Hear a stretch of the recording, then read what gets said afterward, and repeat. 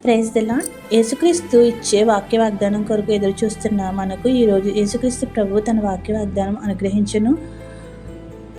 అందుకుందాం, ఆశీర్వాదాలతో నింపబడదాం.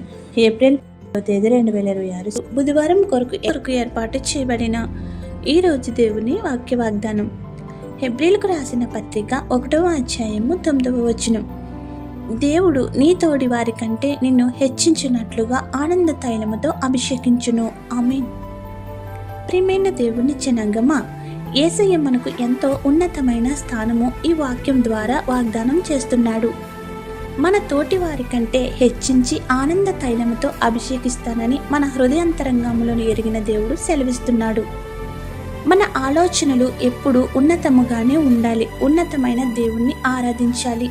మన తోటి వారంటే సహ ఉద్యోగస్తులు, సహ విద్యార్థులు, బంధువులు, ఇరుగు పొరుగు వారు, సంఘస్థులు, చివరికి అన్నదమ్ములు, అక్కచెల్లెలు, భార్యాభర్తలు కూడా కావచ్చు. అయితే ఎవరి స్థానం వారిదే కదా. ఎవరు నిజముగా ఆయనకు మొరపెడతారో వారినే ఆయన హెచ్చింపజేయువాడు. మన జీవితంలో చూస్తూ ఉంటాము కదా, ఒకే తల్లి కడుపున పుట్టిన బిడ్డలు ఒకే స్థాయిలో ఉండరు. వివిధ హోదాల్లో, వివిధ వృత్తుల్లో, వివిధ రకాలుగా ఒకరు హెచ్చింపులోనూ తగ్గింపులోనూ ఉందురు. అది వారు దేవుని ఎదుట తగ్గింపు స్థితిని బట్టి విశ్వాసం, నిరీక్షణ, ప్రార్థనలు చేయటం ద్వారా ఉంటుంది. అందుకే తగ్గించుకున్న వారు హెచ్చింపబడదురని బైబుల్ చెప్తుంది. దేవుణ్ణి నమ్ముకున్న వారముగా మనమందరము ఉన్నత స్థానమునకు, హెచ్చింపు తలాంతులకు అర్హులమే. మనకి ఎప్పుడు ఏది ఇవ్వాలో ఎరిగిన దేవుడు మన యేసయ్య. దేవుని బిడ్డలంగా మనల్ని ఆనందముతో, సంతోషంతో అభిషేకించు దేవాది దేవుడు నిరంతరము తన బిడ్డలముగా, తన స్వాస్యముగా మనల్ని, మన కుటుంబాలను హెచ్చింప స్థానం ఇచ్చి నడిపించును గాక. ఆమేన్. ప్రార్థన.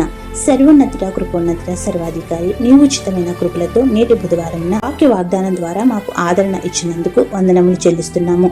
మనుషులను నమ్ముకున్నట కంటే యెహోవాను ఆశ్రయించుట మేలని నీ వాక్యంలో ఉన్న విధముగా మనుషుల ఎడల కాక నీ ఎడల భయభక్తులతో నడవగల శక్తిని దయచేయమని వేడుకుంటున్నాం. నేడు పెళ్లి రోజులు, పుట్టిన రోజులు, ఇతర శుభకార్యములు చేసుకుంటున్న అన్ని ప్రియబిడ్డలపై నిండుగా దీవెనల వర్షం కుమరించుము.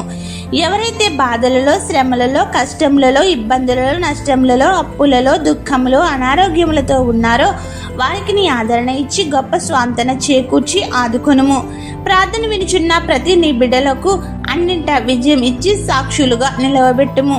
ఈ ప్రార్థనలో పాల్గొన్న ప్రతి బిడ్డ యొక్క మనవిని ఆలకించి వారి సమస్యల నుండి ఉపశమనం కలిగించి దీవెనలు కుమ్మరించమని వేడుకొనుచున్నాము.